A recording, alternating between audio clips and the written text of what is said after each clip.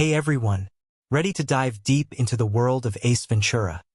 When Nature Calls, released on November 10, 1995, this film has sparked endless discussions, and today, we're uncovering every thrilling detail. If you enjoy this deep dive, don't forget to hit that like button. It really helps us grow. And for more incredible movie explorations and hidden gems, subscribe to the channel. Now, let's unravel the magic behind this cinematic masterpiece. On November 10, 1995, audiences were once again invited to witness the return of one of the most chaotic, unpredictable, and wildly entertaining characters to ever grace the screen. Ace Ventura. When Nature Calls didn't just follow up on the success of its 1994 predecessor. It exploded onto the scene in a blaze of slapstick comedy, animal sounds, and elastic-faced antics that could only be delivered by Jim Carrey at the height of his comedic powers. This wasn't just a sequel. It was a cultural event, a comedic circus that reaffirmed Carrey's unmatched ability to turn absurdity into art and leave audiences gasping for air between uncontrollable fits of laughter. And in a decade known for its love of excess and eccentricity, this film stood tall as a monument to both. What made this film extraordinary wasn't just its commitment to chaos. It was its absolute confidence in that chaos. While most sequels try to recapture lightning in a bottle, When Nature Calls didn't just repeat the formula. It dialed it up to 11, tossed the bottle out the window, and replaced it with a mechanical rhinoceros and a sacred albino bat. It took Ace Ventura, already a whirlwind of manic energy in Pet Detective, and transplanted him into a sprawling, vibrant, jungle-filled world where every tree branch, every tribal custom, and every wild animal became a new opportunity for physical comedy gold. And through it all, Jim Carrey didn't just perform, he erupted. He transcended the frame with his rubbery limbs, impossibly animated face, and total commitment to a character that lives entirely outside the realm of normal human behavior. This wasn't comedy acting. It was pure, uninhibited performance art. The movie kicks off with a cold, unexpected prologue, a dramatic, high-altitude rescue gone wrong. In the snowy peaks of the Himalayas, Ace attempts to save a raccoon stranded on a cliff. The mission fails, and for the first time we see a broken Ventura. The man who once waltzed through crime scenes talking to animals like old friends is now a shattered shell, hiding in a Tibetan monastery in a parody of spiritual retreat. It's dramatic, it's emotional, and of course, it's completely undercut by the film's first barrage of absurd gags and wild vocalizations. Within minutes, the pace has shifted, the energy has surged, and Ventura is on his way to Africa. Dragged back into the madness by the polite, British, and hopelessly out-of-place envoy Fulton Greenwall, played with dry precision by McNeice. The mission: retrieve a sacred white bat, Shikaka, before its disappearance sparks an all-out war between the peace-loving Wachati and the aggressive, militaristic Wachutu tribes. For Ace, there's only one problem. He hates bats, detests them. The mere mention of the word makes him gag, flail, and contort in revulsion. And that aversion becomes a running gag throughout the film, one that is mined for every ounce of comic discomfort and eventual payoff. But the mission must go on. And from there, the film unfolds like a fever dream, a collision of cultural misunderstandings, animal hijinks, death-defying stunts, and some of the most elaborately executed physical comedy ever committed to film. Visually, When Nature Calls is a spectacle. While much of it was filmed in the U.S., specifically South Carolina and Texas, the production design masterfully constructs a world that feels lush, expansive, and rich in exaggerated detail. The African setting is painted with broad comedic strokes, filled with vibrant color palettes, elaborate tribal costumes, and oversized ceremonial set pieces. There's a sense of cartoon logic in everything, from the ornate temple steps that host the film's now iconic Slinky sequence, to the jungle traps and oversized huts that become stages for Ace's comedic domination. It's a world that bends around its central character, responding to his energy like a funhouse mirror, distorted, unpredictable, and endlessly amusing. And then there are the performances. While Carrey is undeniably the film's gravitational center, it's the way the other actors play off of him that creates the perfect comedic chemistry. Ian McNeice's Greenwall is the ideal straight man, buttoned up, rigid, perpetually exasperated. Sophie Okonedo, in one of her earliest film roles, plays the Wachati princess with a blend of sincerity and wide-eyed naivete that makes her scenes with Carrey pop with contrast. Tommy Davidson's role as the Wachuta warrior, who ends up dueling Ace in a brutal ceremonial fight, provides one of the film's most memorable and purely physical scenes. A ballet of kicks, slaps, and slow-motion face contortions that ends in hilarious humiliation. And throughout the film, animals of all shapes and sizes serve as Ace's trusted companions, occasional antagonists, and frequent punchlines. From the sacred cow that becomes a getaway vehicle to the tiny monkey that acts as his jungle sidekick. But what truly sets this movie apart is its complete and total devotion to the absurd. It never stops to apologize, explain, or soften its tone. Every moment is pushed to the brink. And nowhere is that clearer than in the infamous mechanical rhinoceros scene. While investigating a poaching operation, Ace hides inside a fake rhino used for surveillance. The machine malfunctions. The heat becomes unbearable. And what follows is one of the most hilariously grotesque sequences in 90s film history. Ace crawling, slick with sweat, through the narrow passageway of the rhino, only to emerge through the creature's rear end in front of a shocked family on safari. It's horrifying. It's absurd. It's unforgettable. And it encapsulates everything the film is about, pushing physical comedy to its absolute, uncomfortable limit and making you laugh harder than you thought possible. The writing, courtesy of director Steve Udikirk, is as wild and unhinged as the performance it supports. Udikirk, a longtime collaborator of Carrey's, understood the secret to the Ace Ventura formula: let the madness lead. The script doesn't rely on punchlines alone. It's structured like a series of setups for Carrey to inhabit, contort, and explode within. Every scene is a new canvas, and Carrey paints with the broadest, brightest brush imaginable. The story itself is straightforward enough. Find the bat, prevent the war, uncover the villain. But the path to resolution is paved with detours so outrageous they become the film's main attraction. And it's in those detours that the movie finds its rhythm. Ace learning tribal customs by getting a spear through each leg. Ace attempting to blend into a room full of rich colonialists by trashing their furniture and making animal noises. Ace performing a circle of death ritual that turns into a dance battle. These moments are stitched together by Carrey's unwavering commitment to character. And it's that performance that elevates when nature calls from silly to sublime. When the film was released, critical response was mixed. Some found it too juvenile, too loud, too dependent on Carrey's antics. But audiences went wild.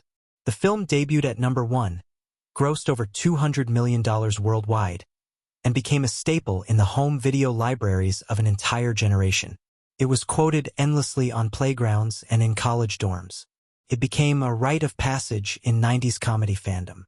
Because love it or hate it, there's no denying its impact. This was the movie that proved Jim Carrey wasn't a fluke, that his unique brand of physical, fearless comedy could anchor a franchise, command the box office, and carve out a new standard for comedic performance. But perhaps what makes Ace Ventura, when nature calls most worthy of deep exploration, is its unapologetic identity. In an era increasingly afraid to take creative risks, this film threw caution and logic to the wind. It trusted that audiences wanted to laugh, to be surprised, to be shocked. It believed that a movie could be ridiculous and still be a work of real craft. And in the process, it gave us something we rarely see today. A comedy built entirely around the talents of a single performer, daring that performer to go as far as possible. Jim Carrey, for his part, never looked back.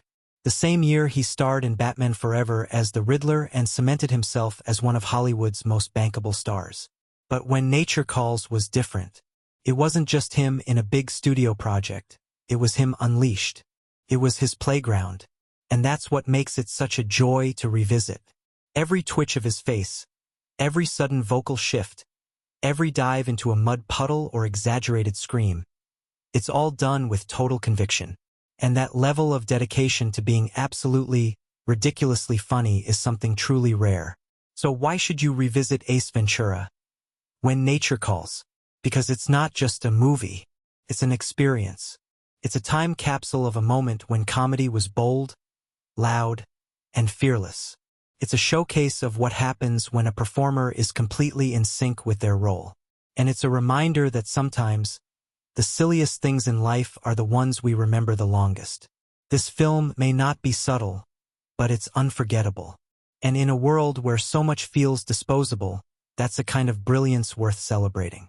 High in the remote, snow-capped peaks of the Himalayas, the story begins not with laughter, but with a shadow of failure. Suspended over an icy chasm, Ace Ventura, dressed in full mountain rescue gear, clings desperately to a fraying rope, his voice echoing in desperation. Not for a human life, but for a raccoon. It's a jarring moment. The loud, flamboyant pet detective who once moonwalked through Miami crime scenes is now dangling over tragedy, powerless. The rescue fails.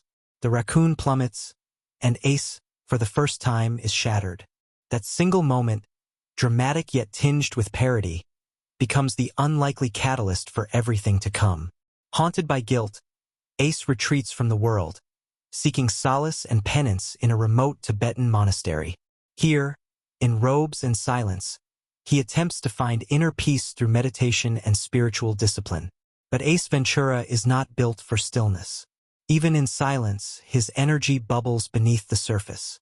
He spins prayer wheels like slot machines, reenacts the death of his raccoon in over-the-top dramatics for uninterested monks, and attempts suicide by rope swing only to fall short of a cliff's edge with a comedic thud.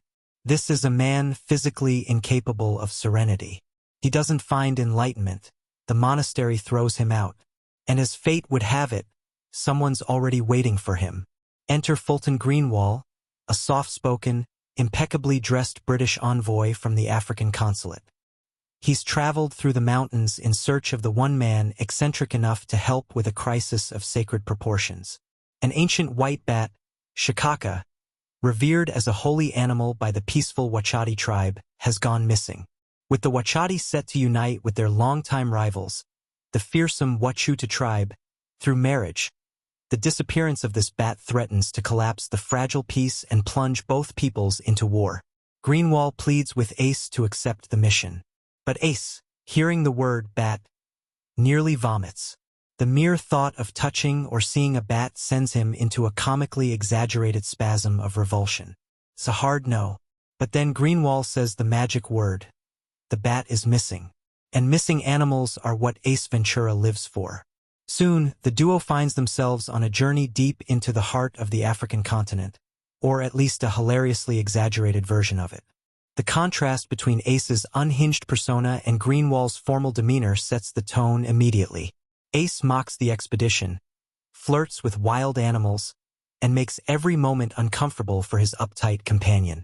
The jungles are alive with sound, and most of it is coming from Ace. He imitates birds, converses with chimps, and even serenades a monkey with a flute like a demented Pied Piper. As their jeep barrels through the wilderness, Ace rides the hood like a jungle cowboy, his hair whipping in the wind, arms flailing, shouting nonsense. Their first stop is the consulate, where Ace immediately makes a scene by declaring himself a professional, and then proceeds to insult the guests, mock colonial decorum, and vandalize the bathroom with an exorcism-level performance. Here we meet Vincent Cadby, the aristocratic and suspiciously composed British official overseeing the diplomatic situation. Cadby presents himself as helpful, but his overly polished demeanor and quick dismissal of Ace's antics suggest more than meets the eye. He claims to want peace, but his eyes betray a cunning calculation. Ace is then escorted to the Wachati village, where the Real adventure begins. As he arrives, the entire tribe greets him with reverence or confusion. He's instantly at odds with their traditions. Instead of observing their customs respectfully, Ace turns every ritual into a slapstick performance. When presented with the tribal elder, Ace greets him with a series of exaggerated bows and mimic gibberish, dancing like a deranged shaman. And then there's the princess, the bride-to-be. She's regal, graceful, and kind, but finds herself fascinated by Ace's bizarre behavior. What begins as awkward admiration quickly evolves into flirtation, much to the dismay of her intended, Uda, a proud young warrior from the tribe. As Ace investigates the disappearance of Shikaka, he's introduced to the sacred traditions of the Wachati, including the ceremonial hut where the bat was kept. The animal is gone, the door shows no sign of forced entry, and the guards swear they never left their post. It's a mystery that even Ace finds perplexing, until he notices bat guano, or droppings, on the floor. With cartoonish enthusiasm, he sniffs, tastes, and examines the dung, declaring the crime scene tainted with foul play. It's one of the film's many gross-out moments, but one that cleverly reinforces his gift for finding clues in places no one else would look. The longer Ace stays with the tribe, the deeper he's pulled into their world, and the more he disrupts it. He participates in rituals, challenges sacred customs, and offends just about everyone, often unintentionally. Yet somehow, through sheer force of personality, he earns their trust. One of the most memorable sequences is the test of strength, where Ace must prove himself by enduring the circle of death. Expecting a simple challenge, he's blindsided when a massive Wachute warrior enters the ring. What follows is a flurry of slaps, uppercuts, wrestling holds, and a ferocious low blow that leaves Ace squealing in a soprano pitch. It's a comedic masterpiece, showcasing Carrey's physicality and timing, and it ends with Ace being flung from the ring like a rag doll, yet somehow victorious through pure luck. The mystery deepens when Ace learns of a nearby safari camp, owned by the wealthy, charismatic McGuire brothers, who claim to run a legitimate hunting operation. But Ace is suspicious. Their camp is filled with mounted trophies, animal hides, and shady characters who seem a little too interested in Ace's snooping. He infiltrates their storage room and discovers cages, tranquilizers, and evidence that points to illegal poaching. When he's discovered, he escapes by hiding in the now-famous mechanical rhinoceros, a surveillance machine that provides one of the most grotesque and hilarious set pieces in 90s cinema. The rhino's cooling system fails, trapping Ace inside. As the heat rises, he strips down, drenched in sweat, gasping for air. With no other option, he forces his way out through the rhino's rear. What begins as discomfort becomes a full-blown rebirth. A pink, sweaty, howling Jim Carrey crawling out of an animatronic anus in front of a stunned family on safari. It's horrifying, brilliant, and unforgettable. As Ace reconnects with Greenwall, he pieces together more clues. Something about Cadby's story doesn't add up. The timing, the access to the sacred hut, and the growing tension between tribes suggest that the bat's disappearance may have been an inside job. Cadby's smooth explanations begin to sound rehearsed. And the McGuire brothers, who claim to be working for Cadby, seem to be hiding something more sinister. Ace suspects that Cadby may be orchestrating a war for profit, using the conflict to gain control over tribal land rich in resources. The tension continues to build as the wedding day between the princess and Uda draws near. Without Shikaka's return, the Wachute tribe has declared that the union is void, and retaliation will follow. Ace, knowing he's running out of time, becomes increasingly desperate. He scours the jungle for clues, interrogates suspects in his own unorthodox way, and pushes the investigation into more dangerous territory. As he inches closer to the truth, the stakes rise, not just for him but for the entire region. Foreshadowing twists lie in every encounter. Cadby's over-friendliness, the McGuire camp's hidden cages, the growing aggression of the Wachute tribe. Everything is building toward a showdown, and Ace, despite his lunacy, is the only one crazy enough to see the truth and do something about it. What began as a mission of reluctant duty is now a matter of honor, for the animal he detests and for the people whose lives hang in the balance. The first half of Ace Ventura, when nature calls, barrels forward like a runaway jeep through the jungle, loud, unpredictable, and relentlessly entertaining. With every minute, the story expands, characters collide, and the absurd blends seamlessly with suspense. And just when you think it can't get any wilder, it does. But the real fun, it's only just getting started. As the blazing sun rises over the dense canopy, tension in the jungle thickens like the mist. With the wedding between the Wachati princess and the Wachute warrior prince fast approaching, time is nearly up, and the stakes have never been higher. Ace Ventura, pet detective turned tribal mediator, must do what no one else dares. Retrieve the sacred white bat, Shikaka, before an all-out tribal war erupts. What began as a reluctant mission has become a quest of justice, chaos, and unexpected heroism. And in this second half of Ace Ventura, when nature calls, the wild ride accelerates into full-blown insanity. Ace is no longer just an uninvited guest in the world of the Wachati. He's their last hope. With every clue he's gathered and every farcical situation he's survived, the truth begins to crystallize. Cadby, the seemingly helpful British consulate official, has been orchestrating the entire affair from behind the curtain. His motives are as cold and calculated as his pristine suit. Provoke war between the tribes, step in as a neutral authority, and secure lucrative rights to guano deposits. Yes, bat droppings, worth a fortune as fertilizer.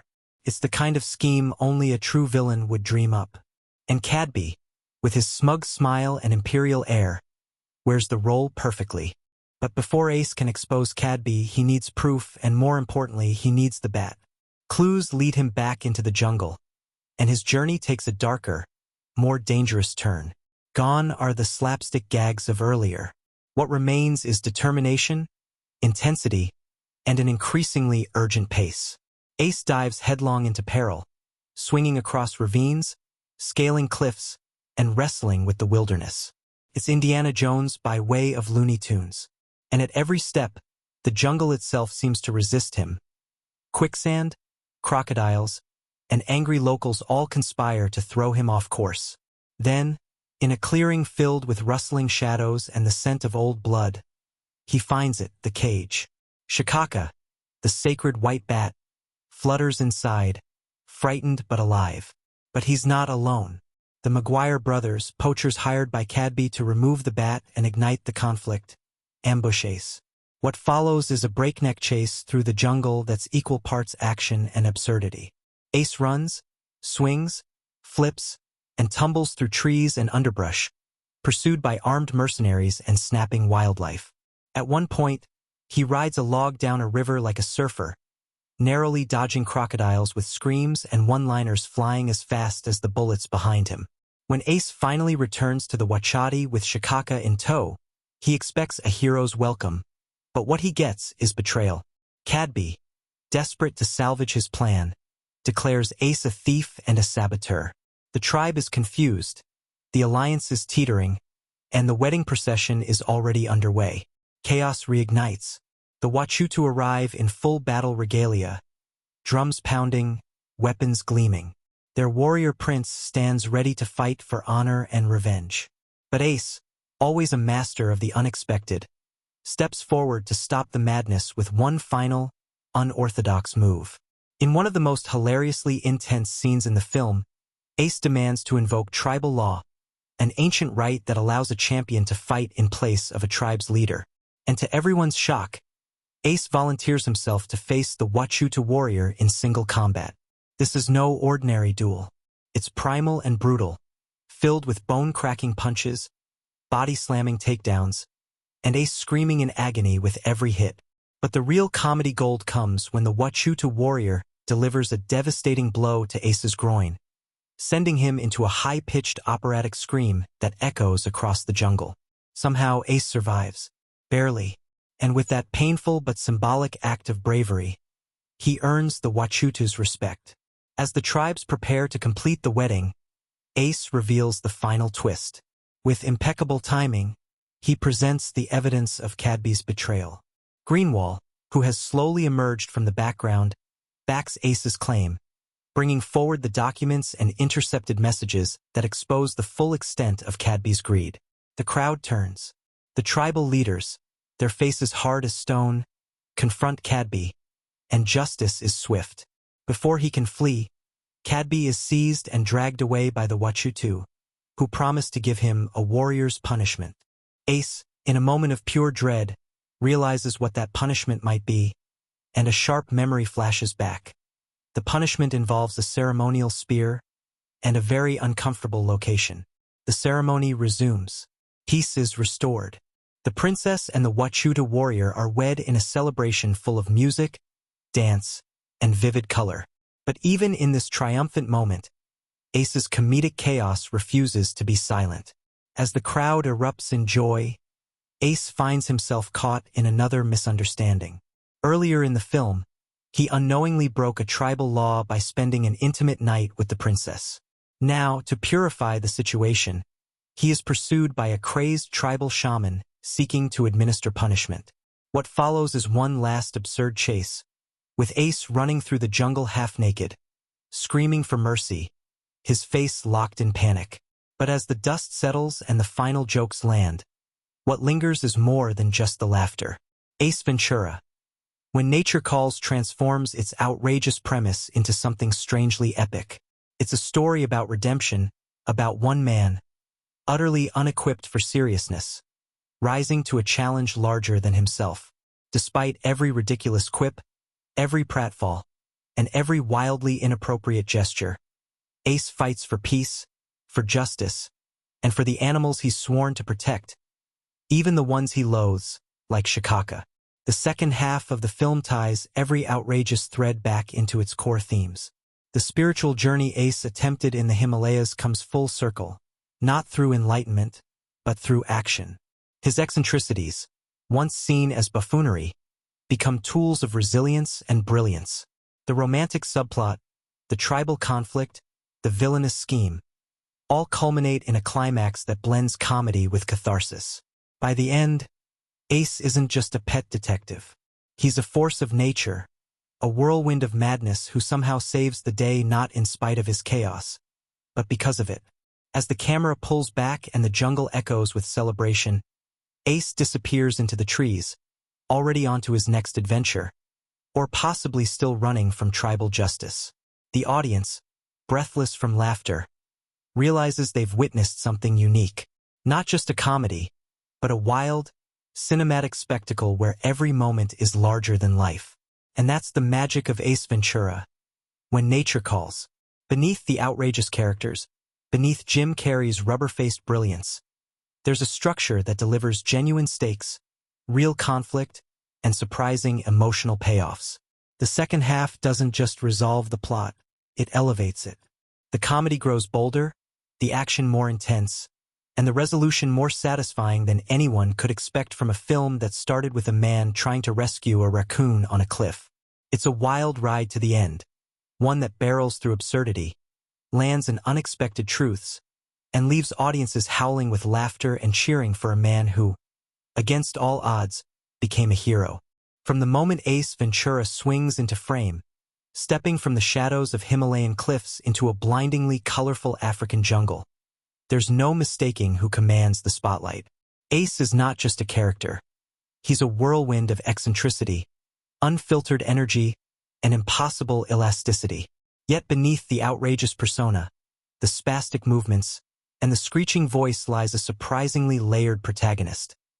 A man whose journey through Ace Ventura, When Nature Calls, isn't just physical, but deeply personal. Ace begins this story broken, not by any enemy or physical force, but by failure. His inability to save a raccoon in the film's opening moments, played both tragically and comedically, tears something inside him. For a man who believes animals are his sacred mission, that moment strips him of purpose. His retreat to the monastery isn't just for laughs. It's an attempt at redemption, a spiritual timeout from the world. But Ace, in all his hyperactivity, isn't built for stillness. Jim Carrey channels that contrast with brilliance. Eyes that can't stay focused, limbs that twitch with suppressed expression, and a voice that's one inappropriate joke away from combustion. When the call to adventure comes, delivered by the meek but determined Greenwall, Ace resists, not out of cowardice, but because it means facing the one thing that's truly traumatized him, a bat. That phobia is no small plot gimmick. It becomes a comic anchor and a symbolic challenge. The very creature he fears most is the one he must rescue. This mission forces Ace to confront not only external villains but his deepest internal fear. And as the film hurtles forward, every choice Ace makes, whether he's diving headfirst into tribal customs, enduring the circle of death, or getting birthed from a mechanical rhino's rear, is driven by a compulsion to prove something, that he can still make a difference, that he still matters. Jim Carrey doesn't just act here, he possesses the screen. His physicality, his elasticity, his ability to blend dialogue with motion into a kind of visual symphony of chaos turns Ace Ventura into a legend of 90s comedy. But his real magic lies in the timing, the ability to pull pathos out of parody, to make even the most absurd scenes feel grounded in Ace's quest for redemption. And alongside him, often ducking the debris of Ace's antics, is Fulton Greenwall. Played with understated charm by Ian McNeice, Greenwall is Ace's opposite in every conceivable way. He's polite, articulate, a servant of diplomacy, and perpetually bewildered by the chaos he's plunged into. But he's also the only one who never gives up on Ace.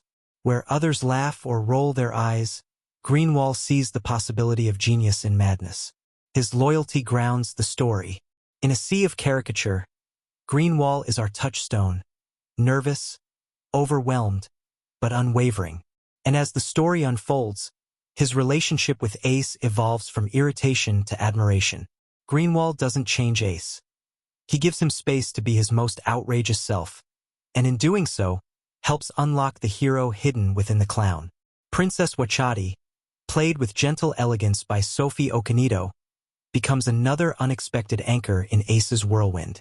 From her first appearance, she exudes grace and poise, a picture of tribal nobility. But she's not merely a passive bride awaiting her fate. She sees through the madness. While the rest of her tribe is bewildered by Ace's erratic behavior, she's intrigued, even charmed. Their chemistry isn't conventional. It's primal and hilarious, born from shared glances and unintended double entendres. Yet beneath the humor lies something more human. The princess represents a life untouched by Ace's chaos, a kind of peace he doesn't know how to handle. Her significance extends beyond romance. She is the symbolic bridge between the Wachati and Wachutu, between tradition and conflict, and ultimately, she becomes the quiet reason Ace fights so hard to make things right. And then there's Vincent Cadby, the slick, calculated villain cloaked in civility. Simon Callow's portrayal is pure theatrical delight. He's charming, articulate, and just the right amount of sinister. Cadby never raises his voice, never dirties his hands. He lets manipulation do the work. But where most villains scream or rage, Cadby smiles. That smile, that false warmth, becomes his weapon. His motivations are rooted in colonial greed. He wants the bat not for ritual but for leverage. His plan to incite war for guano rights is a thinly veiled satire of historical exploitation. And his downfall is made all the more satisfying because of how quietly he tries to slither away. Cadby thinks Ace is a joke. And that's his fatal mistake. Underestimating the clown has always been the undoing of tyrants. While the primary players hold the spotlight, the supporting cast adds color and chaos in equal measure. The Maguire brothers, a duo of cartoonishly evil poachers, serve as Cadby's muscle and comic relief. Their exaggerated villainy, boasting about their kills, chasing Ace through the jungle, and failing spectacularly at every turn, offers the film's most action-packed comedic sequences. They are walking parodies of the great white hunter trope, and their presence underscores the film's critique of exploitation, both environmental and cultural. And then there's Uda, the Wachuta warrior and the princess's intended groom.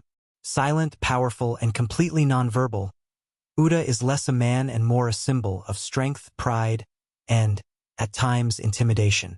But when Ace challenges him in combat, Uda becomes something else entirely, the ultimate foil. Their battle is one of the most absurd, yet perfectly choreographed scenes in the film. And in its outcome, a reluctant respect, we see the power of cultural bridging through ridiculous means. Uda may say nothing, but his reactions, his confusion, his eventual admiration, say everything. Every character, no matter how brief their appearance, is given a moment to shine, often through exaggerated behavior or slapstick humor.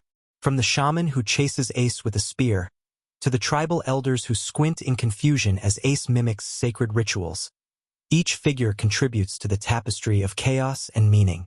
But it's never mindless. Even the most outrageous caricatures are part of a larger satire, a skewering of colonialism, cultural arrogance, and the assumption that order is superior to wildness. Ace's transformation is the film's heartbeat. He doesn't become a different person, he doesn't need to. He becomes more himself. Through adversity, rejection, and near-death by rhinoceros, he discovers a kind of grounded madness, one that serves a higher purpose. He learns to face his fears, literally, when holding shikaka in trembling hands, and to recognize that even the most ridiculous person can do something meaningful. What Jim Carrey does with Ace Ventura in this sequel is no small feat. He takes a character who could have easily remained a one-note goofball and evolves him into a symbol of unorthodox heroism. Carrey's body is an instrument of comedy, and he plays it like a maestro, twisting, spinning, collapsing, and contorting at will. But more impressively, he injects humanity into the madness. In his quieter moments, in the looks of surprise when people thank him, or the stifled fear when holding the bat, we see the vulnerability beneath the volume. The supporting actors all elevate their roles with precision. Ian McNeice's Greenwald becomes more than a sidekick. He's the conscience Ace often lacks. Simon Callow's Cadby drips with smug entitlement, a perfect foil to Ace's raw instinct. Sophie Okonedo's Princess lends warmth and heart to the film's emotional center. And every minor character, every tribal warrior, every bumbling hunter, is part of a symphony of chaos that crescendos beautifully. In the end, Ace Ventura, When Nature Calls, is a film where character drives comedy. It's not just the situations that are funny. It's how these wildly different individuals respond to them. And as each character arcs through the story, we see a world that doesn't change Ace, but is changed by him. In his wake, villains fall, alliances mend, and a sacred animal returns home. All because one man, loud, strange, and entirely unique, refused to play by the rules. That's what makes the characters of this film unforgettable. They're more than gags or jokes. They're pieces of a vibrant, ludicrous, and oddly profound puzzle. And when the credits roll, it's not just the laughter we remember. It's the journey they all took through madness into something resembling peace. As the sun rises over the jagged Himalayan cliffs and the screen explodes into icy white, a single rope swings wildly in the wind. Ace Ventura clings for dear life, racing to save a raccoon that's seconds from slipping into the void. On the surface, it's slapstick spectacle, our hero in a Mount Everest version of Cliffhanger, but if you look closer, the film's opening shot is a direct parody of the 1993 Sylvester Stallone film, matching the camera angles, music cues, and even Ace's heroic grunting. Stallone's character couldn't save the woman hanging from the harness. Neither can Ace. But while the original was traumatic, this version is absurd, and laced with the irony that even a pet detective can't save everyone. That blend of homage and parody sets the tone for what When Nature Calls thrives on. A madcap adventure layered with surprisingly clever callbacks and cultural echoes hiding beneath the chaos. Ace's trauma from losing the raccoon isn't just for laughs. It subtly drives the emotional thread through the film. His phobia of bats isn't random. Notice that the raccoon's black and white fur closely mirrors that of a bat's wings in silhouette. It's no coincidence. The bat, shikaka, isn't just a sacred animal. It's a symbol of redemption. Every time Ace is forced to confront the idea of rescuing a bat, you can see his internal conflict bubbling up. And the final moment when he overcomes his fear and cradles the bat in his trembling hands isn't just a gag. It's the climax of his psychological arc. The very creature he feared has become his symbol of healing. But that's not the only echo hiding in plain sight. Throughout the film, Ace Ventura, When Nature Calls, is packed with callbacks to the first film, rewarding fans who watched Pet Detective closely. In one brilliant moment, Ace imitates a dolphin's voice while interrogating a warrior, an absurd moment that slyly nods back to his first adventure, where Snowflake the dolphin was central to the mystery. It's a blink-and-you-miss-it reference, delivered not with exposition, but with Jim Carrey's signature improvisational flair. Another comes when Ace investigates Cadby's office and reads documents upside down, just like he did in the original film when examining Ray Finkel's room. It's not about continuity. It's about showing that Ace's unorthodox methods remain consistent, even when the stakes change. The mechanical rhino scene, arguably one of the most bizarre sequences in comedy history, hides its own layered commentary.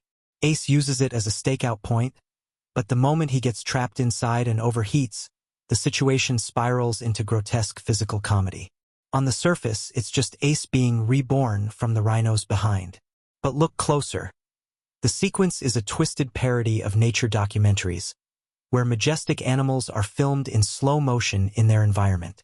The rhinos' slow, deliberate movements and the awestruck onlookers evoke exactly those nature doc visuals, only to be subverted when a sweaty man is birthed through synthetic rubber. The imagery is rich in subtext, a commentary on man's unnatural intrusion into nature and our tendency to romanticize wildlife while disrupting it. Ace's wardrobe is its own hidden language. His Hawaiian shirts and red-striped trousers are a deliberate mismatch with the lush greens and tribal hues of Africa. It's not just about standing out.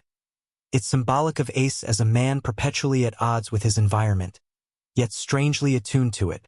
His clothing screams chaos, but somehow, amidst rituals, jungles, and diplomatic strife, he thrives.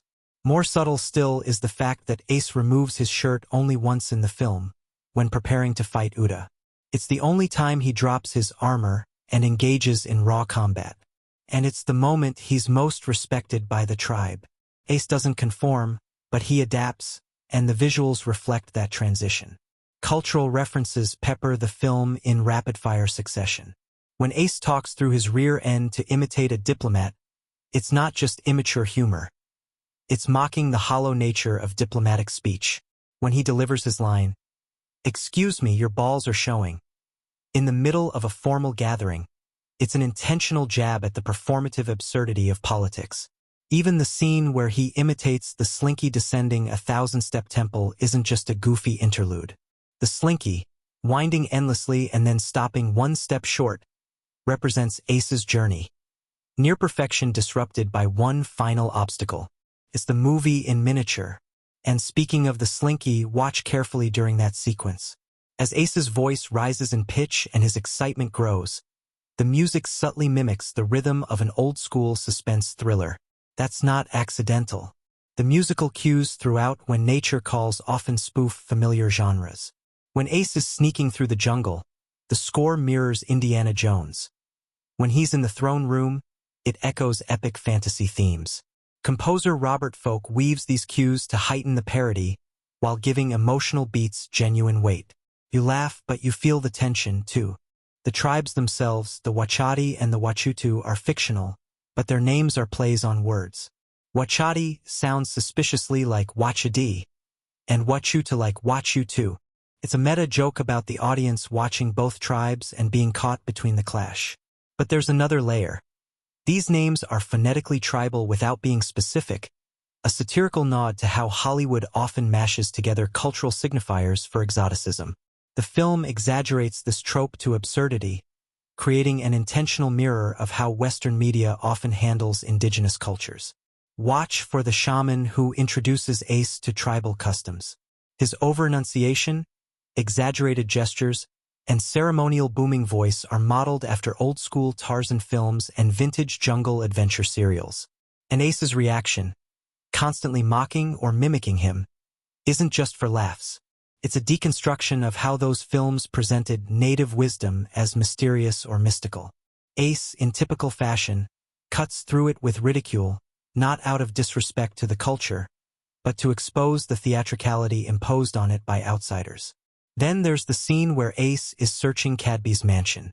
At one point, he dives into a bush, camouflage style, with only his eyes visible. It's a quick visual gag, but it mirrors the classic war movie trope of soldiers blending into enemy terrain. Ace treats detective work like espionage, and these visual nods to spy and war films add layers of parody. Even his interrogation of the suspect with aggressive body language, odd voices, and sudden screaming is a send-up of hard-boiled cop tropes, where the bad cop routine is taken to psychotic extremes. Perhaps one of the most fascinating hidden details comes in the use of animals throughout the film. Nearly every major scene includes a different species, not just for comic effect, but as thematic anchors. The elephant ride, the monkey sidekick, the creature-filled monastery, all reflect Ace's innate connection with nature. The animals aren't just scenery. They're his allies, his mirrors, and occasionally, his guides. When Ace is in danger or confused, animals often help him find the path. It's no accident that the bat, the only creature Ace fears, is the one he must come to protect. His journey is about embracing all of nature, not just the cuddly parts. The film even plays with cinematic tropes visually. Take the climactic chase between Ace and Cadby. It's fast-paced, full of animal interferences, swinging vines, and physical stunts. But each moment also flips an action movie cliché on its head. Instead of using a weapon, Ace throws fruit. Instead of dodging bullets, he dodges spears, watermelons, and blow darts. The sequence isn't just funny. It's a comic echo of every jungle chase ever filmed.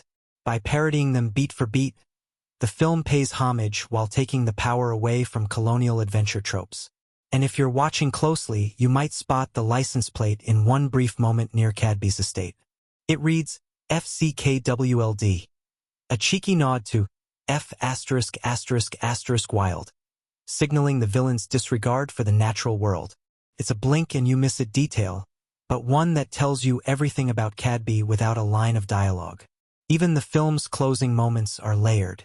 As Ace races to return the bat, chaos explodes all around him. Battles erupt, misunderstandings compound, and just when things seem resolved, Ace gets accused of defiling the princess. It's the final comedic sucker punch, but there's deeper irony. Ace, who has spent the film trying to save sacred symbols, is himself mistaken as a defiler of tradition. The misunderstanding leads to his escape with Greenwall, battered and bruised, as the tribe descends into another ritual. But the final twist? Ace, once a monk seeking stillness, now longs for chaos. It's a full-circle journey that ends not with peace, but with comic catastrophe, because for Ace Ventura, chaos is peace. All of this, every slinky, every absurd facial expression, every culturally skewered trope, adds up to a film that's far more intricate than its goofy surface suggests. Ace Ventura, When Nature Calls, doesn't just throw jokes at the screen. It builds a world where every detail, every parody, and every Easter egg is part of a broader comedy tapestry. You may come for the laughs, but stay for the craft. Because buried beneath the catchphrases and contortions is a treasure trove of cinematic winks, clever callbacks, and bold satire just waiting to be uncovered. Long before the animatronic rhino squeezed Jim Carrey out like a sweaty newborn or a sacred bat became the centerpiece of a jungle war, the sequel to Ace Ventura, Pet Detective, was already wrapped in chaos. And not the kind Ace usually creates. This was behind-the-scenes chaos. Production delays, last-minute script rewrites, crew confusion, and Carrey's obsessive creative control all collided like a train of wild animals, creating a perfect storm of surreal moments and studio disbelief. What emerged was not just a comedy sequel, but a living, breathing contradiction. An over-the-top farce with one of the strangest and most controversial productions of its time. Let's start at the beginning. After Ace Ventura, Pet Detective blew up in 1994, thanks in large part to Jim Carrey's elastic face and full-body commitment. The studio immediately greenlit a sequel. But the road to When Nature Calls wasn't a smooth one.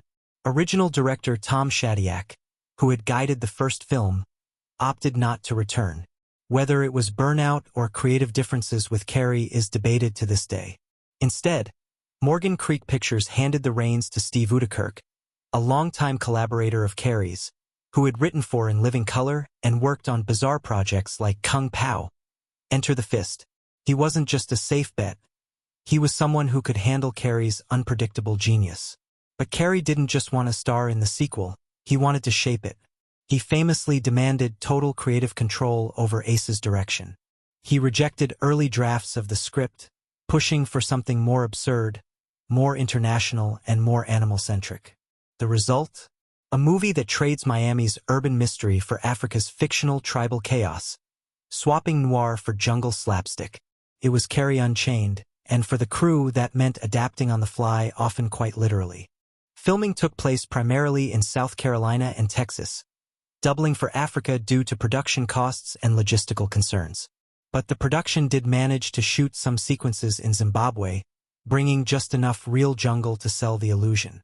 That illusion almost fell apart when Carrey refused to film scenes involving actual bats. Turns out, Jim Carrey, like Ace, had a legitimate phobia of the winged creatures. In a wild twist of irony, the central plot of the film, rescuing a sacred bat, was built around a creature the star couldn't even stand to look at. The crew used animatronic bats for close-ups, fake wings for inserts, and Carrey's own improvisation to cover up his discomfort. In some moments, his exaggerated fear isn't acting. It's the real deal.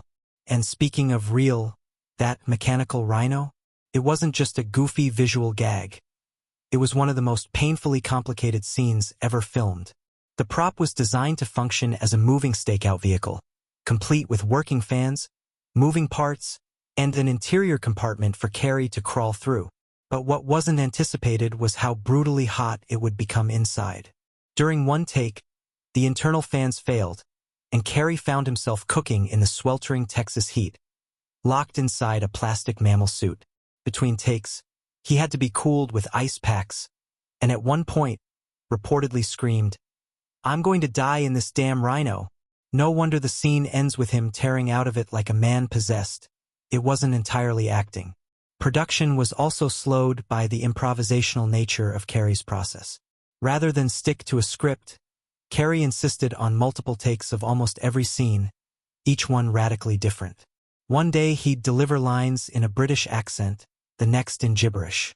The crew often had no idea which take would make the final cut.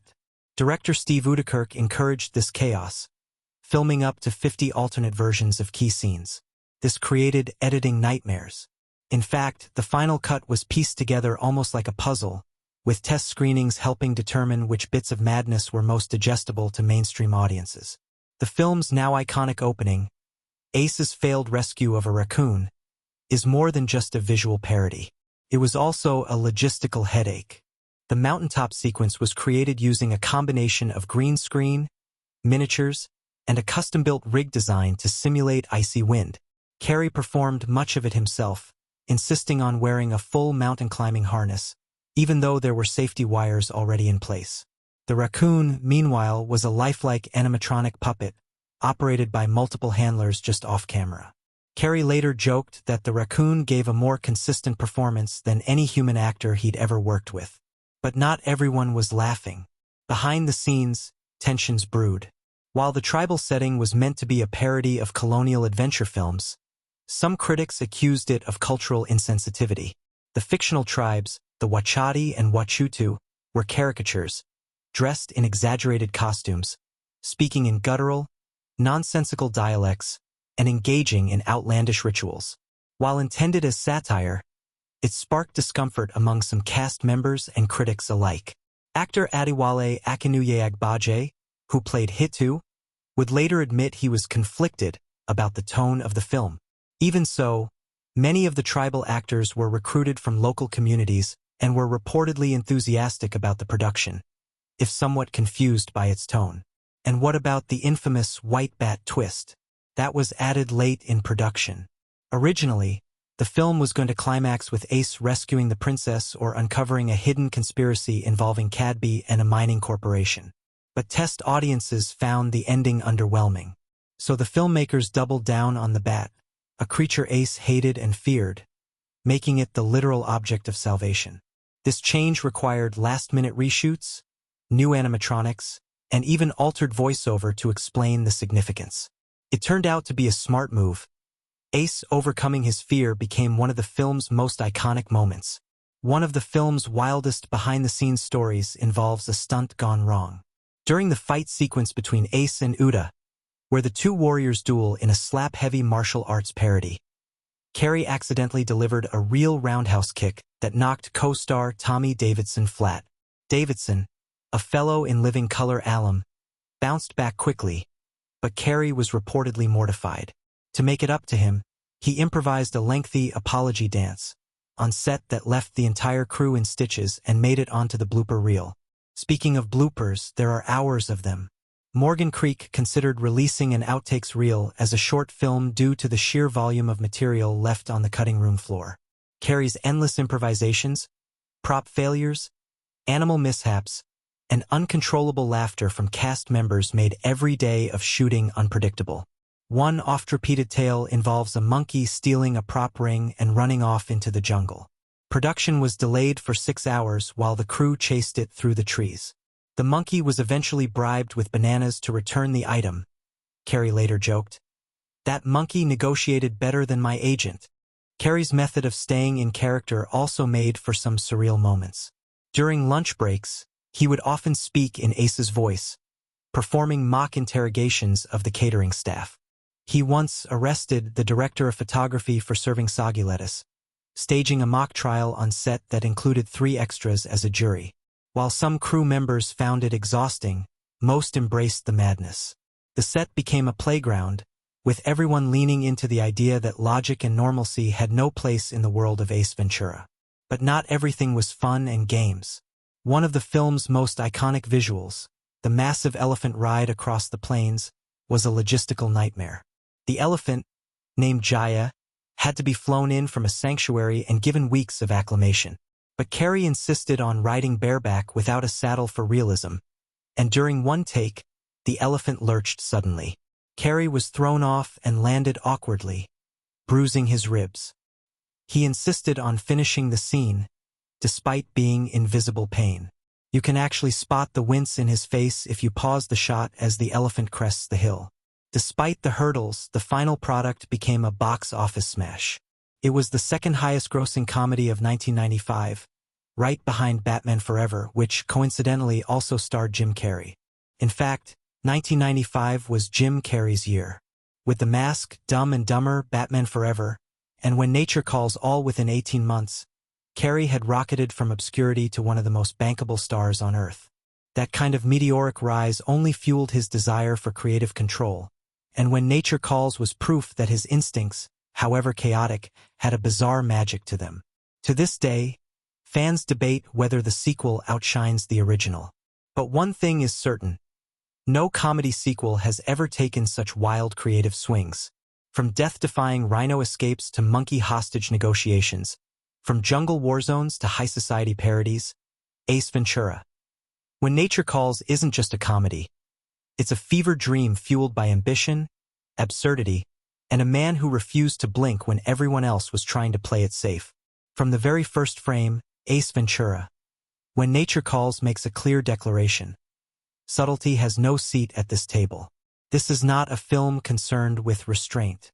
It throws subtlety into a cage match with absurdity and lets the latter walk out wearing a tutu. But what's fascinating, and what critics and fans alike have come to appreciate more deeply over time, is how this explosive, slapstick-heavy comedy manages to hide real craft beneath its chaos. For all its surface-level noise, the movie's most memorable scenes reveal layers of thematic irony, cultural satire, and, above all, a kind of fearless commitment to character that makes even the wildest gags resonate long after the laughter fades.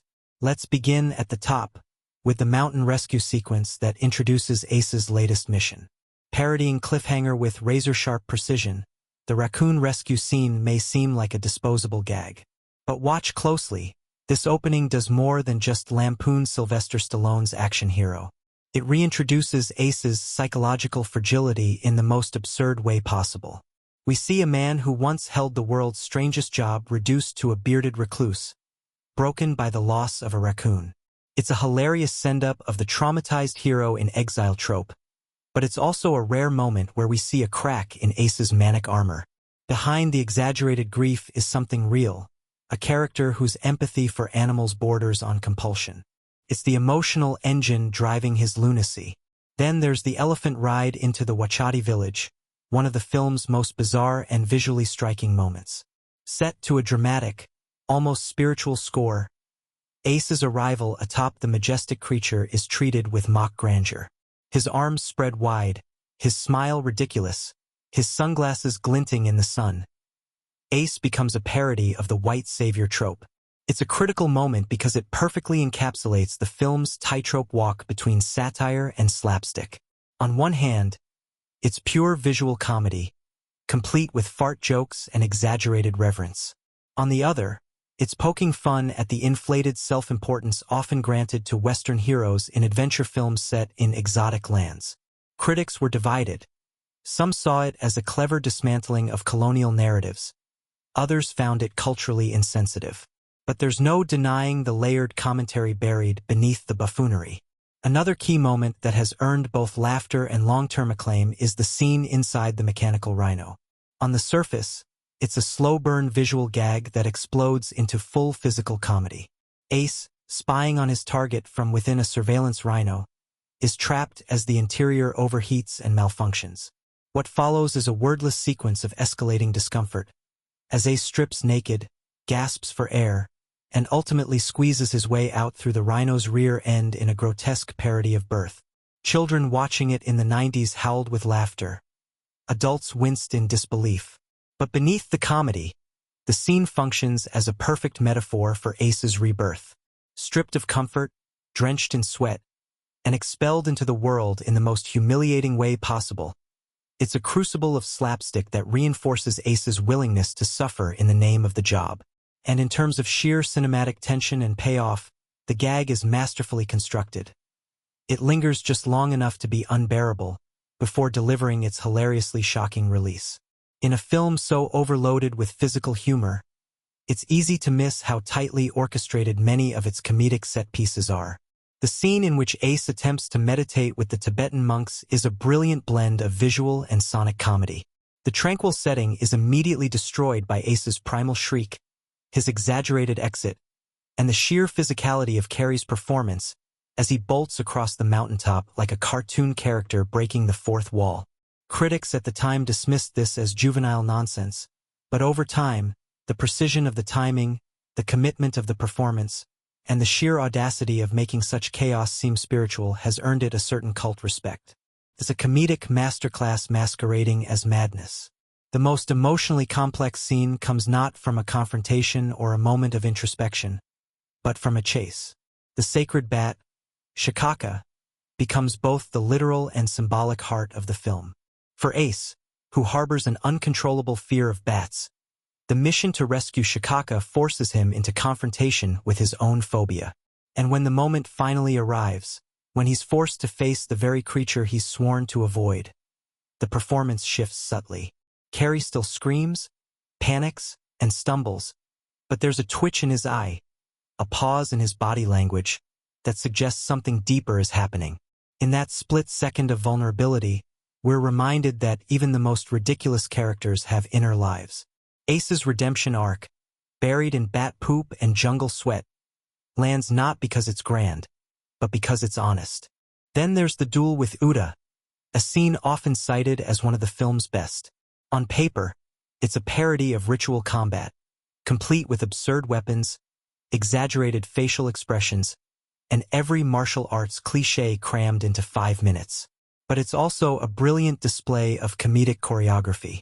Every move, every beat, every reaction is timed to perfection. What makes this scene special is the way it blends physical comedy with genuine character progression. Uda begins as a silent warrior, stoic and imposing. But by the end of the duel, he and Ace share a grudging respect, forged not through violence but through sheer ridiculousness. It's a turning point in the film, signaling Ace's slow acceptance into a world he barely understands. Another standout is the Safari Dinner Party, a brilliant showcase of Carrey's improvisational genius. Surrounded by pompous aristocrats, Ace weaponizes etiquette into chaos. He flings food, mimics the host, and turns a toast into a full-body spasm. But look deeper, the scene functions as a commentary on social pretense. Ace may be crude, but he's authentic. The guests, polished and proper, are engaged in deception and exploitation. In the end, it's Ace the holy fool who sees through the lies. This inversion, where absurdity reveals truth, is one of the film's most potent tools. Beneath the comedy lies a sharp critique of hypocrisy. Critical perspectives on the film were polarized upon release. Many critics dismissed it as lowbrow, infantile, or even offensive. Roger Ebert famously gave it a thumbs down, lamenting that Carrey's talents were wasted on such vulgar material. But over time, a shift began. As audiences revisited the film with fresh eyes, and perhaps a deeper appreciation for Carrey's physical brilliance, its merits became harder to ignore. In particular, its commitment to tone, its complete surrender to chaos, and its refusal to play it safe began to feel oddly brave in a genre increasingly dominated by formula. There's also something oddly compelling about the way the film plays with genre. One moment it's a buddy comedy, the next it's a jungle adventure, a spy thriller, a courtroom farce. It leaps between tones with reckless abandon, and yet somehow it works. That's due in no small part to Carrey's gravitational pull. His performance is so magnetic, so all-consuming, that the film can afford to veer wildly from one style to another and still feel cohesive. He is the through line, and in that way, the film becomes a character study disguised as a farce. Perhaps the most emotionally resonant moment is one that slips past many viewers. After all the chaos, the final moments of the film show Ace riding off into the distance, having resolved the tribal war, found the bat, and unmasked the villain. But before the credits roll, he's tackled by a warrior for violating the sacred law. Once again, Ace is punished not for failing, but for being himself. And in that final pratfall, there's a certain poetry. It's a reminder that in Ace's world, justice is fluid, laughter is survival, and no good deed goes unpunished. It's a strangely fitting end to a film that has always resisted neat conclusions. Audience reactions at the time were euphoric. Theaters were filled with laughter, and Carrey's one-liners became instant cultural currency. "Rihihili?" and "Already then?" were shouted in school hallways, dorm rooms, and office break rooms.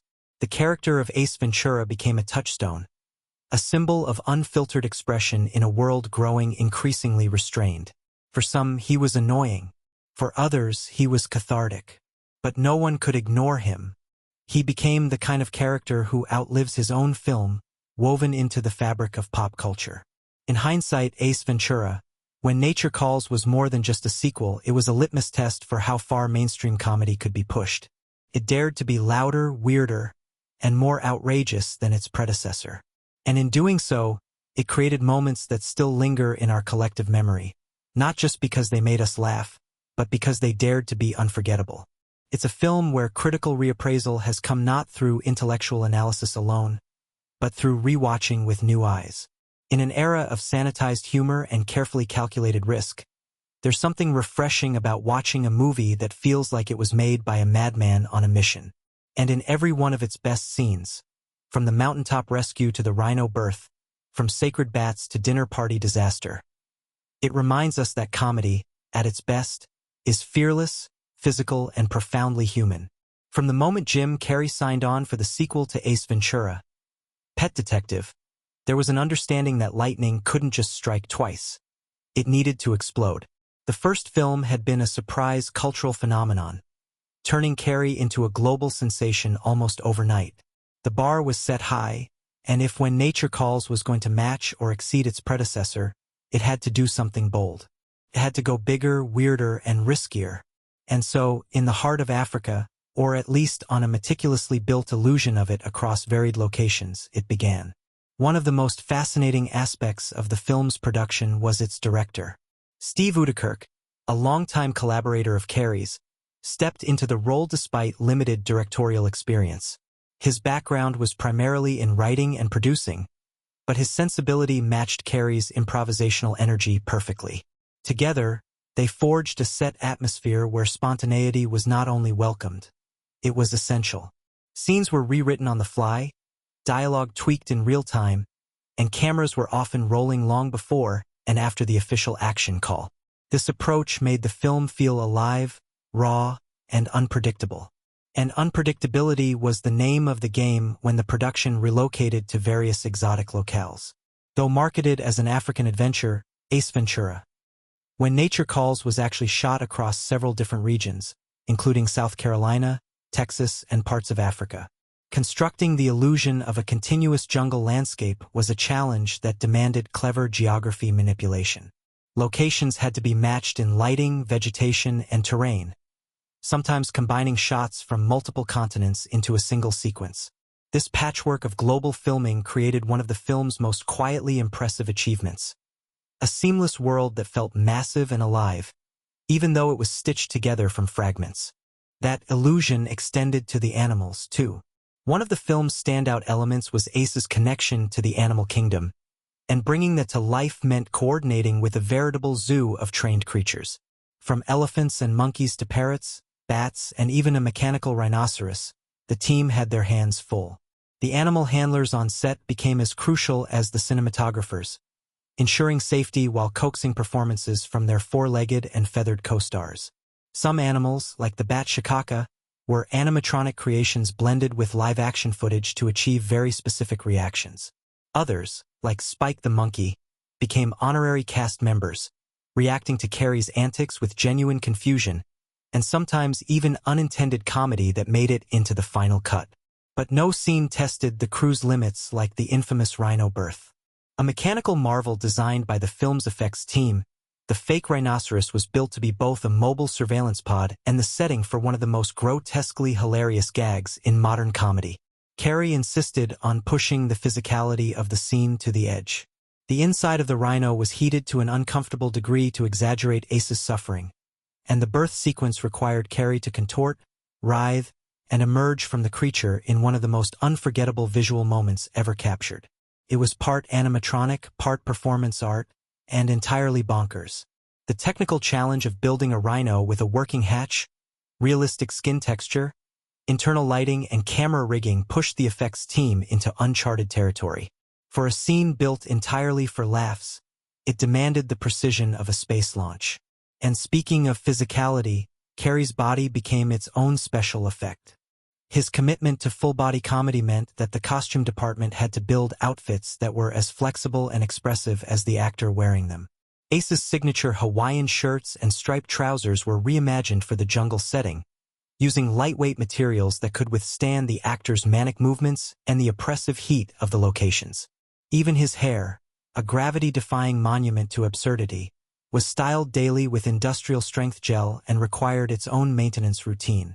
Makeup teams had to contend with constant sweating, animal interactions, and dirt-heavy environments, all while keeping Ace visually iconic and pristine enough to remain recognizable. The cinematography itself is a quieter triumph. Donald E. Thorin, the director of photography, had to balance the ridiculous with the cinematic. The challenge was to shoot scenes that were inherently silly, like Ace dramatically emerging from a bush like he's being born again, but give them the polish of an adventure epic. Long, sweeping crane shots, dynamic tracking angles, and dramatic lighting were employed not to elevate the comedy, but to embrace its scale.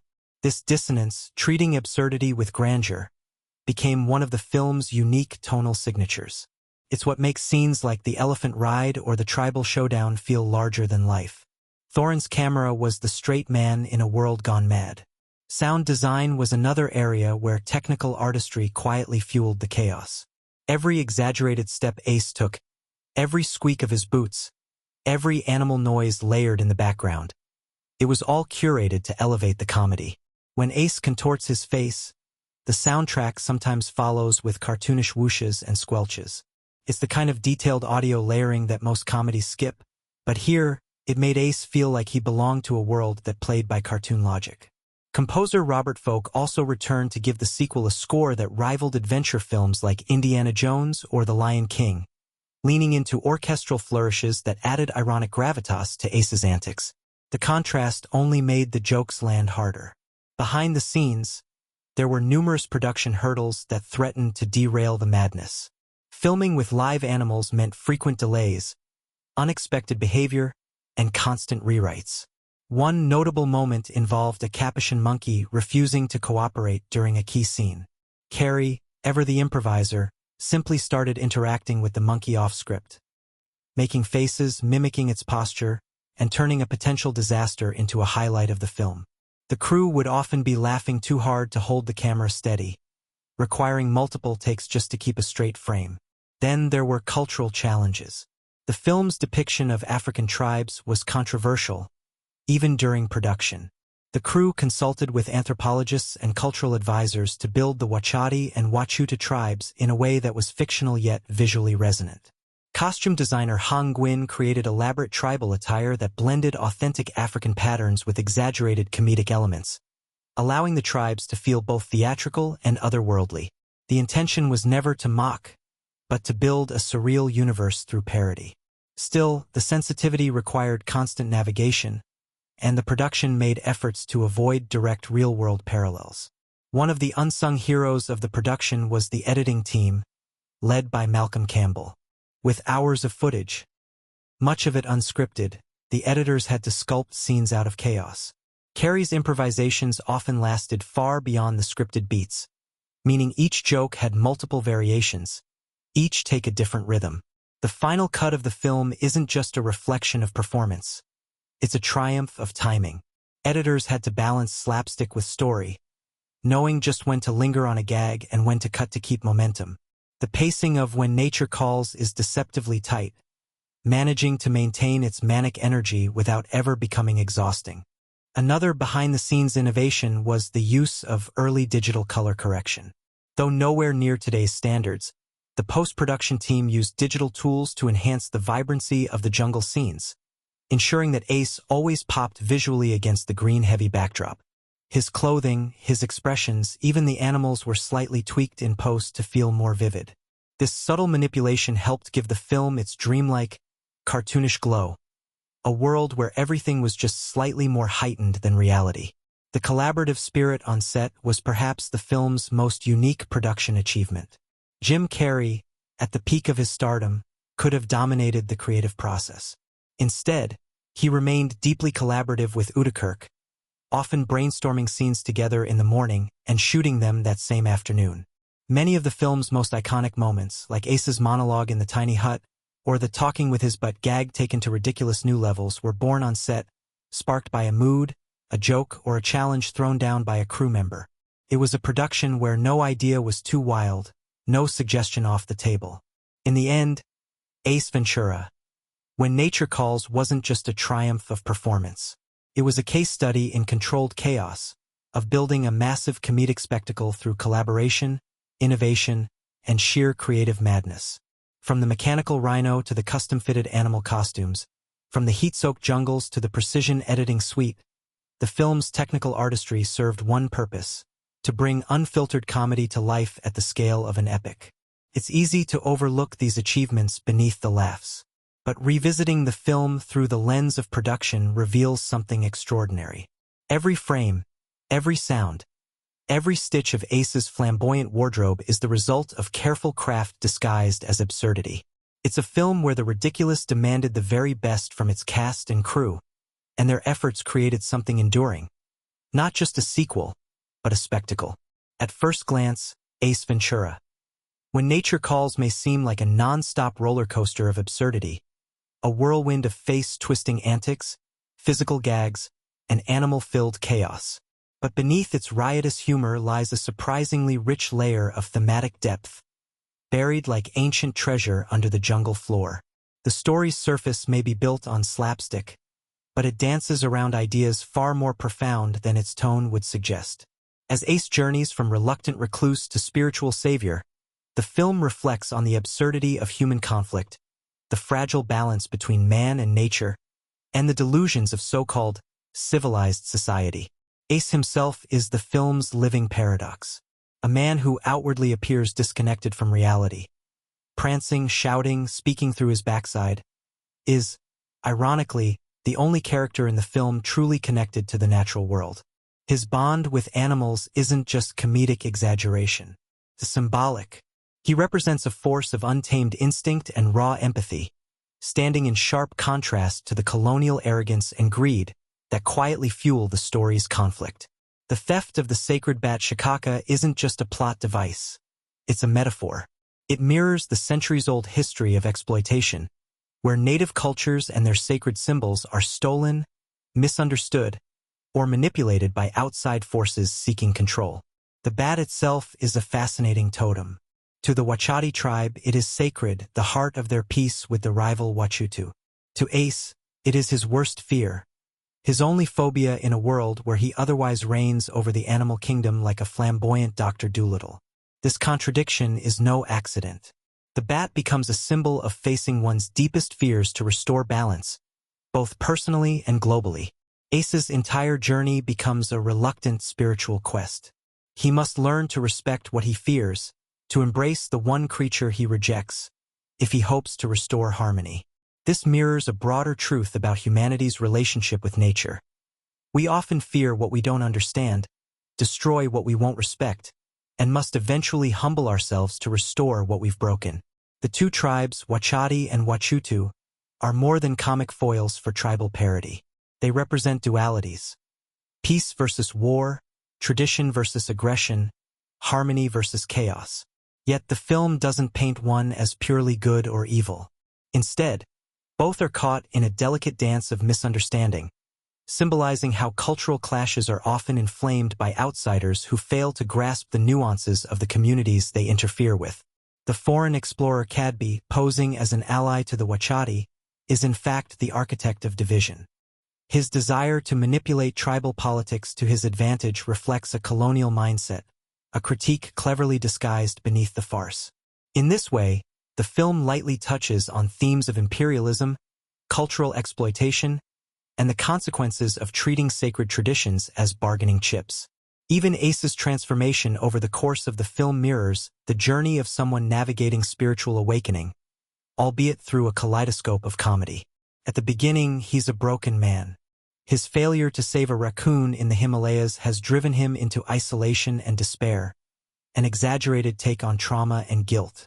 His retreat to a Tibetan monastery is played for laughs, but it echoes real-world themes of spiritual escapism, of retreating inward after failing outwardly. His reluctant return to the world is the beginning of a classic hero's journey, one that parallels the arc of countless mythological figures. The reluctant savior, called back into action to restore order. Yet Ace doesn't evolve in the conventional sense. He doesn't become more socially palatable. He doesn't grow up or calm down. Instead, his evolution is inward: acceptance, surrender, reconciliation with his fears. His outward behavior remains as outrageous as ever, but his internal compass shifts. When he finally holds Shikaka in his hands, the moment is played for maximum discomfort. Yet symbolically, it is Ace's crucible. He conquers his own limitation in service of a higher cause. The film's final moments, where Ace is celebrated and misunderstood all at once, reinforce the idea that truth and virtue don't always come in expected packaging. Sometimes, the most chaotic messenger carries the most vital message. The film also uses its absurdity as a tool of satire. Many of the jokes lampoon not just tribal culture, but the very people who try to commercialize or exoticize it. The wedding scene, where an opulent ceremony is thrown to appease alliances, mocks the pomp of tradition when stripped of sincerity. Cadby's polite British villainy is a direct swipe at the genteel mask of exploitation. He's the smiling face of corruption, using diplomacy as a cover for destruction. These characters are exaggerated to the edge of caricature, but their symbolism runs deep. They expose how cultural gatekeepers and power brokers often distort truth for personal gain. Even Ace's own methods, so bizarre, invasive, and irreverent, serve as a form of social commentary. In a world full of diplomacy and polite dishonesty, Ace gets results by being brutally, hilariously authentic. His complete lack of tact becomes a symbol of unfiltered truth. Whether he's dismantling a ceremonial hut from the inside or mocking the pretenses of high society at the consulate, Ace is the chaos that reveals everyone else's illusion of order. He tears through red tape and social niceties with reckless abandon, but in doing so, he exposes hypocrisy. The people around him may dress in suits and smile politely, but their motives are often self-serving and corrupt. Ace, though unpredictable, is genuine, and in that lies his power. The film's recurring use of animal imagery is not just visual comedy. It's symbolic of harmony and imbalance. When Ace is surrounded by animals in the opening monastery scene, he is at peace. The more he strays from this balance, the more disoriented he becomes. His role as a detective of the natural world isn't about solving crimes. It's about restoring equilibrium. Every animal interaction he has, whether rescuing a bird, taming an elephant, or being rejected by a bat, reflects this constant search for balance. The animals, in many ways, are more emotionally honest than the humans in the film. They respond instinctively, not manipulatively. Ace's ability to understand them better than people is a not-so-subtle commentary on the nature of truth. Sometimes, those closest to nature are the ones most grounded in reality. There's also a striking layer of environmental commentary running through the film. Though never explicit, the stakes of the story hinge on natural preservation. The sacred bat, the forest, the animal ecosystem, all are under threat from modernization and greed. Cadby's plan to spark tribal war for commercial gain reflects real-world conflicts where corporations exploit indigenous land for profit. Ace, as absurd as he is, becomes the unlikely protector of that balance. His exaggerated reverence for animals, while hilarious, becomes a sharp contrast to the disregard shown by those seeking power. The film seems to say, it's not just about preserving culture or creatures, it's about preserving meaning. Another curious element of the film's social commentary lies in its treatment of spiritualism.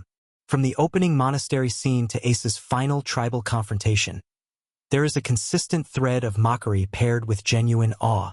Spiritual practices are both lampooned and elevated. When Ace meditates with Tibetan monks, it's ridiculous. He levitates, shrieks, and disturbs the peace. Yet, in his chaos, there's a genuine yearning. A desire to escape pain, to find meaning, to connect with something greater. This tension between the sacred and the silly gives the film a unique tone. It acknowledges that spirituality, though often filtered through ceremony and tradition, ultimately boils down to one thing: personal transformation. Even the comedy itself becomes a kind of commentary. It dares to ask, what if the fool is the wisest person in the room? What if truth arrives not with solemnity, but with slapstick? Ace Ventura, when nature calls, flips expectations at every turn. The protagonist isn't suave, he's spastic. Its message isn't whispered, it's shouted. But in this inversion, it forces audiences to pay attention differently, to re-examine their assumptions, to accept that sometimes chaos is a form of clarity. When the dust settles and the final monkey screeches fade, what remains is a surprisingly layered experience. Beneath the poop jokes, animal noises, and outrageous facial expressions lies a story about empathy, fear, truth, and harmony. A story about how the wildest among us may sometimes be the most honest. A story where saving a bat is saving a world. Where healing a tribal rift is healing oneself. And where a man who talks to animals may be trying, in his own insane way, to teach humans how to listen. Absolutely, let's dive into Ace Ventura. When nature calls through the lens of cinematic techniques and visual storytelling. As wild and unhinged as the film feels on the surface, every frame, sound, and stylistic choice is carefully crafted to enhance the absurdity, heighten the energy, and carry the chaotic genius of Ace Ventura's world to life. What seems like unrestrained madness is, in truth, precision chaos. A symphony of slapstick orchestrated with deliberate visual rhythm and comedic timing. From the very first moments, director Steve Udikirk establishes a tone that walks the razor's edge between parody and adventure. The film opens with sweeping shots of the Himalayan mountains, visually invoking the majesty of classic epics like The Mission or Lawrence of Arabia, only to undercut that grandeur moments later with the sight of Ace Ventura scaling a cliff in monk robes, carrying a raccoon in his backpack. This contrast sets the tone for the rest of the film. A deliberate clash between the sacred and the stupid, the cinematic and the slapstick. The cinematography, led by Donald E. Thorin, is deceptively polished. Thorin doesn't shoot Ace Ventura when nature calls like a broad comedy. He shoots it like an action-adventure film. The camera soars through jungles, glides over waterfalls, and moves dynamically through temple ruins. Lighting is bold, sometimes lush and saturated, giving the natural world a rich, almost dreamlike quality. These choices aren't accidental. By placing Ace in a world that visually resembles Indiana Jones or the African Queen, Udikirk turns Ace's absurd behavior into the ultimate disruption of cinematic expectation. It's a technique rooted in visual contrast. Ace's madness is funnier when placed against a world that takes itself seriously. This contrast is further supported by the film's color palette. Rich greens, earthy browns, deep reds, and bright tribal costumes explode across the screen, immersing viewers in a hyper-stylized vision of the African jungle.